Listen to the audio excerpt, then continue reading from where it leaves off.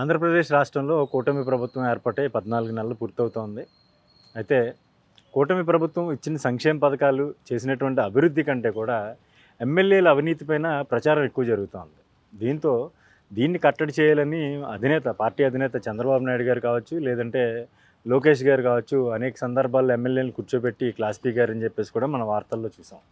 అయితే తాజాగా పరిస్థితి ఎంతకు అదుపు చేసినా వాళ్ళు కట్టడి కాకపోవడంతో తాజాగా లోకేష్ గారు ఒక ప్రక్రియ మొదలుపెట్టారనే ప్రచారం పెద్ద ఎత్తున జరుగుతూ ఉంది. అయితే దీని మీద ప్రతి నియోజకవర్గంలో కూడా అటు టీడీపీ ఎమ్మెల్యేలు ఉన్న నియోజకవర్గాలు కావచ్చు, జనసేన ఎమ్మెల్యేలు ఉన్నటువంటి ప్రాతినిధ్యం వహిస్తున్నటువంటి నియోజకవర్గాలు కావచ్చు, లోకేష్ గారు తన సొంత టీంని రంగంలోకి దింపారనేది ప్రస్తుతం వినిపిస్తున్నటువంటి మాట. అంటే ఈ కోఆర్డినేటర్లు పనితీరు ఏ విధంగా ఉంటుందంటే, నిత్యం ఎమ్మెల్యే గారు ఏం చేస్తున్నారు, వాళ్ళ కార్యకలాపాలు ఏ విధంగా ఉంటున్నాయి, రాష్ట్రంలో అమలు చేస్తున్నటువంటి పథకాలకు సంబంధించి కావచ్చు, లేదంటే అభివృద్ధికి సంబంధించి నియోజకవర్గాల వారీగా అభివృద్ధికి సంబంధించినటువంటి వ్యవహారాలు కావచ్చు, వీళ్ళు నిత్యం కూడా పర్యవేక్షిస్తూ ఉంటారు.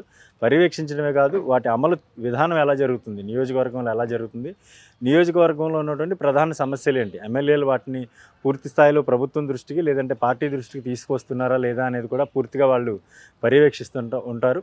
దీంతోపాటు ఎమ్మెల్యేల అవినీతి ప్రధానంగా చర్చ జరుగుతుంది. మొదటి నుంచి కూడా ఎమ్మెల్యేలు ఎవరైతే అవినీతికి పాల్పడుతున్నారో దీనికి సంబంధించి సమగ్ర నివేదిక ఒకటి తయారు చేయడం, దీన్ని పార్టీ సీనియర్గా ఉన్నటువంటి, అంటే పార్టీలో కీలకమైన వ్యక్తిగా ఉన్నటువంటి నారా లోకేష్ గారికి చేరవేయటం, ఇది వీళ్ళ పనితీరు. ప్రతిరోజు కూడా వాళ్ళు మానిటరింగ్ చేస్తుంటారు. నియోజకవర్గంలో కార్యకర్తలతో కూడా వాళ్ళు మమేకం అవుతూ ఉంటారు.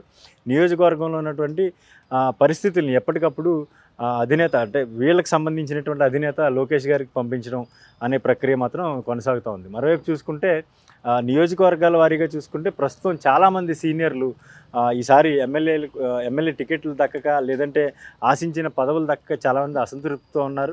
వీళ్ళ వల్ల పార్టీకి ఏమైనా నష్టం జరుగుతుందా, లేదంటే ప్రస్తుతం ఉన్నటువంటి సిట్టింగ్ ఎమ్మెల్యే ఎవరైతే ఉంటారో, అంటే ఏ పార్టీ అయినా కావచ్చు, నియోజకవర్గాలు 175 నియోజకవర్గాల్లో కూడా ఈ ప్రక్రియ కొనసాగుతూ ఉంది. మరోవైపు జిల్లాల విభజన ప్రక్రియ కూడా జరుగుతోంది. దీని మీద సమగ్రంగా ఎటువంటి రియాక్షన్ ప్రజల నుంచి కానీ పార్టీ కార్యకర్తల నుంచి కానీ ఉంటుందనే దాని మీద కూడా మొత్తం ఒక సమగ్ర నివేదిక తయారు చేస్తూ ఉంటారు. ఎప్పటికప్పుడు ఈ సమాచారాన్ని కూడా పూర్తిగా నారా లోకేష్ గారికి చేరవేస్తూ ఉంటారు. దీంతోపాటు మరోవైపు నియోజకవర్గంలో కార్యకర్తల పనితీరు ఆశాజనకంగా ఉందా లేదా, లేదంటే వాళ్ళు ఎటువంటి ఇబ్బందులను ఎదుర్కొంటున్నారు, నియోజకవర్గంలో ఉన్నటువంటి కార్యకర్తల ఆర్థిక స్థితిగతులు ఏ విధంగా ఉన్నాయి, దీని మీద ఎటువంటి ప్రణాళికలు రచించి వాళ్ళకి మెరుగైన జీవన స్థితులు కల్పించాలనే దాని మీద కూడా ఒక ప్రక్రియ కొనసాగుతుంది. అంటే దీని మీద పూర్తిగా చూసుకుంటే కార్యకర్తలకు ఒక పెద్దపీట వేయడంతో పాటు నియోజకవర్గంలో పూర్తిగా పట్టు సాధించే దిశగా కూడా నారా లోకేష్ గారు ప్రయత్నం చేస్తున్నారనే వాదన వినిపిస్తోంది. మరి దీని మీద ఎమ్మెల్యేలు ఏ విధంగా రెస్పాండ్ అవుతారు, ఎందుకంటే వాళ్ళ మీద అజమాయిషీ పూర్తిగా లేకపోయినా కానీ నిత్యం వాళ్ళు చేసినటువంటి